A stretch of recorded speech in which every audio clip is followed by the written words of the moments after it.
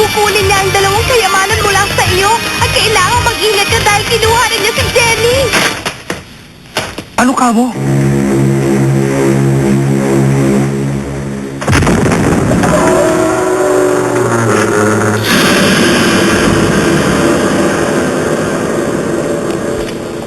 Vincent! Ibalik mo si Jenny!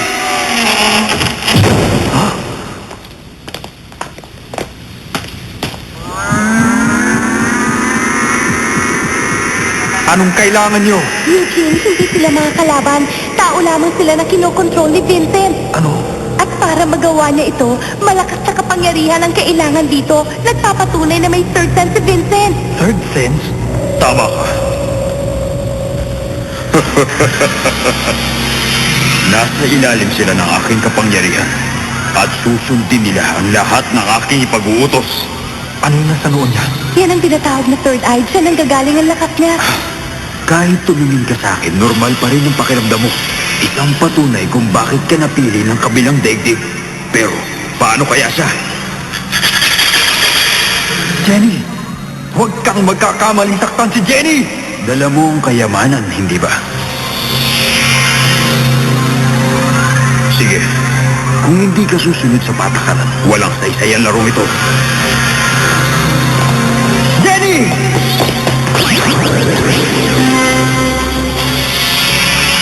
Ito na nga ang lahat ng salamin. Nagtagumpay rin ako. Nasa kamay ko na ang dalawa sa mga kayamanan. At ngayon, ako na ang mamumuno sa kabilang daigdig. Hindi pa tapos ang laban. Mahina ka rin pala tulad ng inaasahan ko. Kapag maayos na si Jenny, kukunin ko na ang kayamanan. At ano naman ang binabalak mo? Magtutuos tayo at babawiin ko ang kayamanan mula sa'yo! Ha? Nawala siya. Ha? Ako bang hanap mo? Lumipat lang naman ako ng pwesto. Pagmasdan mo. Ano, Eugene? Kaya mo ba akong hulihin? Masyado kang mabagal at hindi mo ako mahuli. Mabilis siya. Kumanta ka ngayon. Ano? Akala mo ba ay ibabalik ko sa'yo ng basta-basta ang kayamanan? Tignan mong mabuti ang kanyang noo at may makikita kang kakaiba. Ano?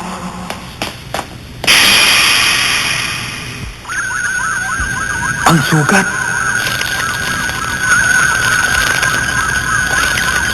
Hindi ito sugat. Isang mata. Ibinalik ko ang katawan niya, pero nasa akin pa rin ang buhay niya. Nakatakda siyang maging alagad ko. Oras na bumukas ang kanyang mga mata, magiging ganap na alagad ko na rin siya. Tingnan mo mabuti ang sinapit niya, Eugene! Hindi! Tabi!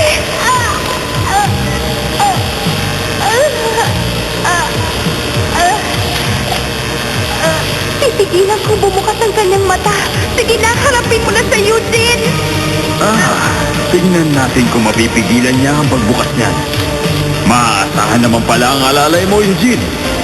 Pero wala kayong magagawa. Kapag pinigilan niya ang pagmulat ng kanyang mata, ang kanyang kapangyarihan ay mabubuhos ng husto dito at uubusin na mata ang lahat ng kanyang lakas. Totoo bang sinabi niya? Tama siya. Hindi ko na kayang pigilan pa ang pagbukas nito.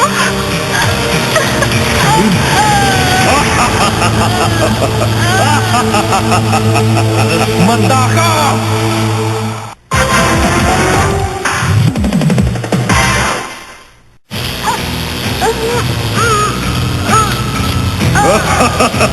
Gumaganda ang laban.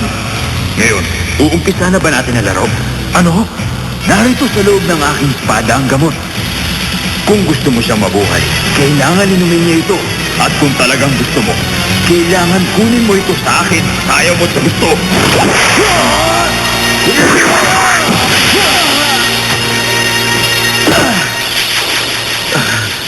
Hindi ko inasahan ang paglusob niya. Iba siya. Kumanda ka ngayon, Eugene. Pagbabayaran mo lahat na to. Ikaw ang humanda. Ganun pala. Lumalabas ang lakas ng kapangyarihan niya kapag nasa panganib ang kanyang kaibigan.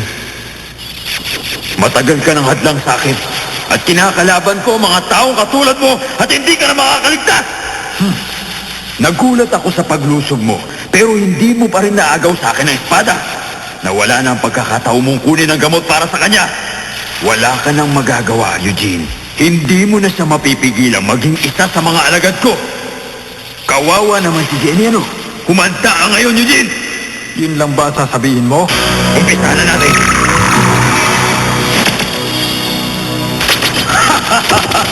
Kaya mo ba akong habulin, Eugene? Hindi mo nga makita ang anino ko. Paano na? Wala ka na magagawa kundi ang maghintay.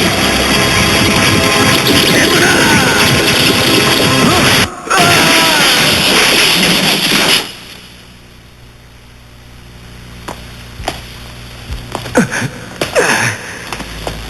Manda ka. O ano, Vincent? Maglalakad ka na lang ba? Wala kang lakas kung wala ang third eye mo, hindi ba? Hindi ko sasayangin ang oras ko sa'yo. Tatapusin na kita ngayon!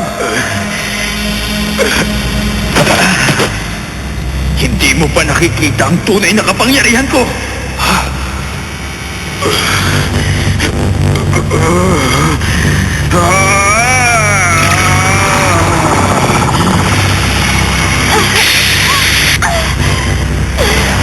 Malakas siya. Hindi kaya ng kapangyarihan kong pigilan siya. Kailangan gawin ko ito. Kapag bumukas ang third eye niya, mahirap na. Kailangan mailigtas ko si Jenny mula sa kapangyarihan ni Vincent.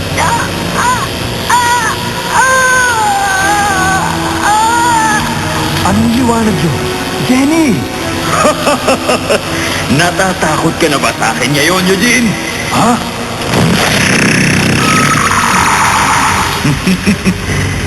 Sandaling panahon na lang at alagad ko na ang matalik mong kaibigan. Hindi! Huwag mo nang isipin yun dahil siguradong wala ka na dito sa mundong ito kapag nangyari yun! Ha? Hindi!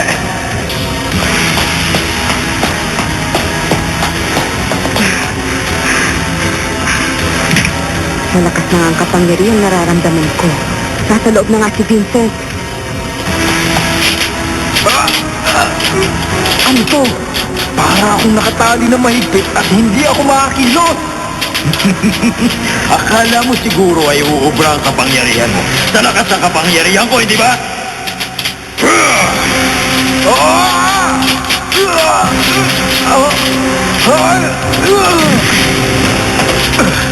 Ngayon alam mo na ang tunay na lakas ng kapangyarihan ko.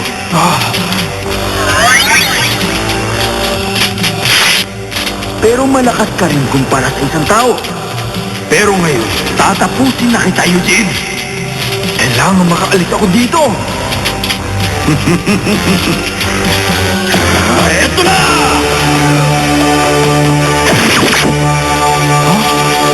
Apat ako! Hindi ako makakita! Nakawala na ako! Ang tunay na lakas niya ay nagmumula sa kanyang third eye. Pansamantalang nawala ang kanyang kapangyarihan, Eugene. Denise! Okay lang ako. Tumatanaw lang ako ng utang na loob sa'yo. Huwag kang kumilos! Isa rin akong espiritu. Hindi ako madaling mamatay. Iwan mo siya sa akin. Labanan mo na si Vincent hanggang wala pa siyang lakas. Denise! Traitor ka! Lagot ka! Ang kalaban mo ay ako! Hindi ako makapaniwala. Mas malakas sa ngayon. Delikado ang lagay ko dito. Nanganganib ako. Pahala na.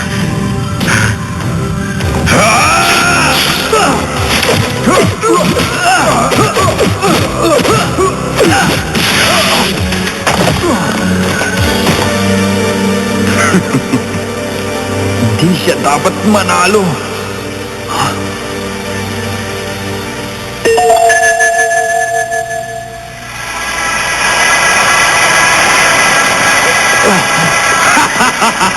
Ano ngayon? Kawawa ka naman. Sa tingin mo ba makakatakas ka pa rin sa akin? Umanda ka! Konti mo lang. Tapos ka na! Ngayon na! Oo, tapos! Reagan!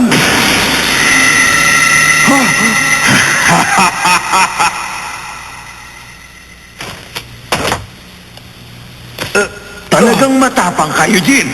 Akala mo siguro matatalo mo ko, ano? Ano yun? Ayos, nagawa ko rin. Sinong tumira sa akin? Ano yun? Ang salamin. Pinag-aralan mo ang kilos ko. Para magamit mo ito laban sa akin. Pagod na akong makipaghabulan sa'yo.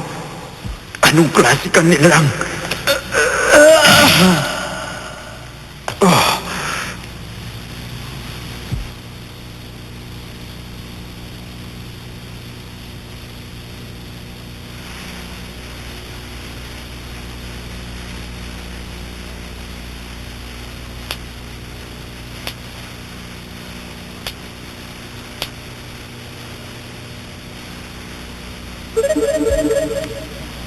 Nawala ng mata sa noon niya. Maayos na ang lahat. Okay na. Denise, salamat sa tulong mo. Kaya mo pa ba? Wala to. Lumalakas na ako. Pero hindi tama ang ginawa mo kanina. Bakit naman? Kailan mo pa ba natutunang gamitin ang kapangyarihan ng salamin? Ha? Kanina ko lang nalaman. Mabilis siyang kumilos kaya naisip kong kumilos mula sa likod niya dahil wala nang ibang paraan. At nakita ko na lang ang salamin sa likod niya at nakaharap sa akin.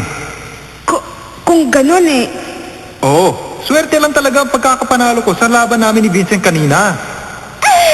Paano kung hindi lumapat ang salamin sa likod ni Vincent? Saan ka namin kaya pupulutin, ha, Eugene? Saka ko na lang iisipin yon. Parang malalim ang iniisip mo, Eugene. Pero alam kong hindi ka nag-iisip. Anong sabi mo, Denise? Anong ibig mo sabihin doon, ha? Hindi ko uulitin ang nasabi ko na. Ano? Tama na!